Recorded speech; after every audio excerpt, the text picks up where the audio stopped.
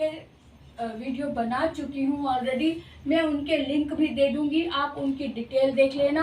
और अभी भी अगर आपको लगता है कि कोई पत्र छूट गया है तो आप कमेंट बॉक्स में लिखकर बोल सकते हैं कि ये पत्र अभी तक हमें नहीं समझ आया। आप वो टॉपिक उसमें लिख देना, मैं उस पर भी डिटेल में पत्र लिख कर बताऊंगी कि उसका फॉर्मेट कैसा होता है, उसका मैटर कैसा होता है, उसकी शैली कैसी होती है, कैसे शुरुआत होती है, किस तरह से अंत होता है। ये सारी बातें हम उस पत्र में बताएंगे।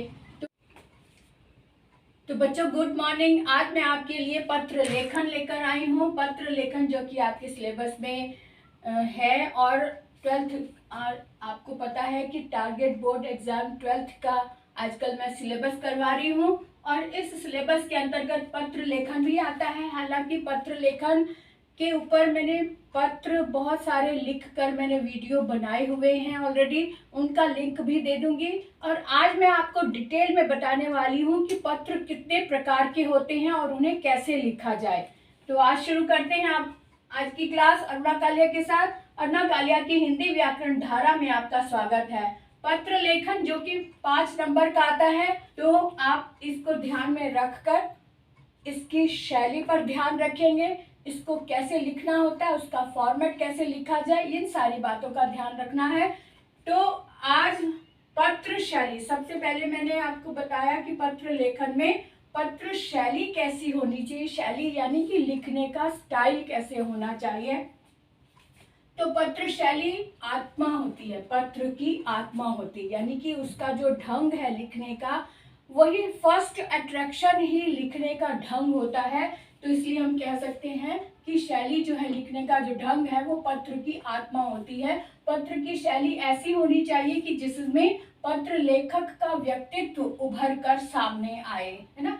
उसके बाद देखो पत्र के प्रकार कौन कौन से होते हैं। पत्रों के प्रकार जो है वो एक तो व्यक्तिगत या पारिवारिक बोल सकते हैं इसको। व्यक्तिगत पारिवारिक पत्र जिसमें आत्मीयता का बोध होता है। व्यक्तिगत पत्र यानी कि हमने अपने पर्सनल व्यवहार के रूप में हमने मित्र को पत्र लिखा या अपने रिश्तेदारों को पत्र लिखा, माता को लिखा, पिता को लिखा, भाई बहन किसी को भी लिख सकते हैं, तो वो व्यक्तिगत में आ जाती है। व्यक्तिगत या पारिवारिक पत्र यानी रिश्तेदारों को पत्र लिखना, तो उसमें आत्मीयता का बोध रहता है। अपने आप के बारे में, अपनी प्यार को जताना, अपने रिश्ते को जताना, इस तरह से आत्मीयता का बोध रहता है उसमें।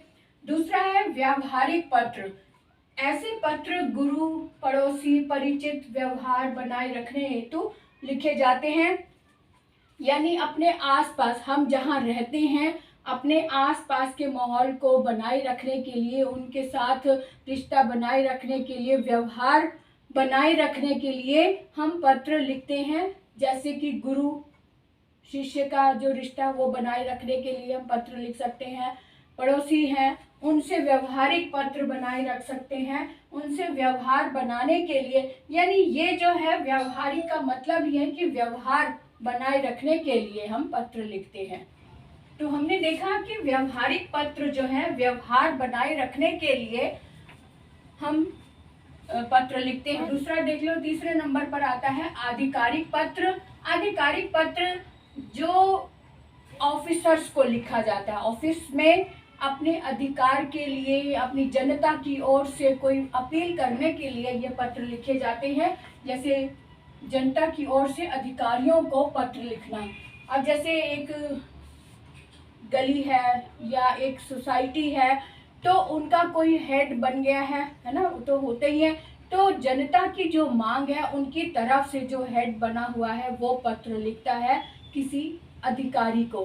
तो सारी जनता के जो आसपास के लोग हैं, जो उनके साथ व्यवहार में हैं, यानी कि जो इस कर्तव्य को पूरा करने में अपनी मांग रख रहे हैं, उनके भी सिग्नेचर लेकर जो अधिकारी, जो हेड है, वो अधिकारी के पास पत्र लेकर जाता है, अपनी मांग रखता है। तो इस तरह के पत्रों को आधिकारिक पत्र बोलते हैं।